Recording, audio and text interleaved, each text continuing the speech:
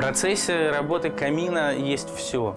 Есть и музыка, есть и поэзия, есть и удовольствие. Вы даже летом получаете возможность наслаждаться игрой пламени и иметь возможность сделать дополнительную закладочку дров, закрыть вашу дверцу и получить удовольствие от огня.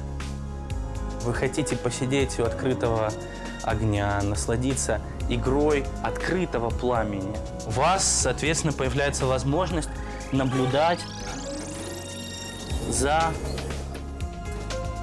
огнем живым, который не находится за дверцей, который работает вот прямо здесь, перед вами. И это замечательно. То, что мы называем режим поддержания температур, люди используют, когда они ложатся спать.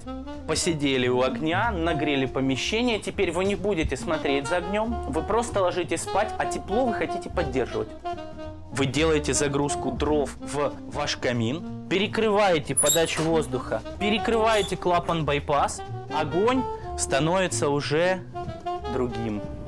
Он становится мерцающим, исчезающим где-то на заднем плане, так называемым лижущим. А теперь, опять же, представили себе ситуацию, мы хотим вновь наслаждаться пламенем, разжечь огонь. Открываем наш клапан-байпас, открываем подачу воздуха на колосниковую решетку и наслаждаемся бушующим, красивым, динамичным пламенем. Работой камина управляет человек.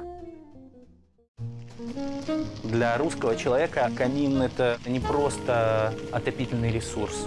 Огонь – это друзья, это семья, это праздник. Огромное количество факторов, которые словами в принципе выразить нельзя. Компания «Домотехника». Камины, печи, котлы, дымоходы. Все, что сохранит экологию и тепло в доме. Комплексная услуга, постгарантийное обслуживание. Белинского, 86. Подарите тепло себе и своим близким. Компания «Домотехника». Камин.ру. В салоне представлен действующий камин.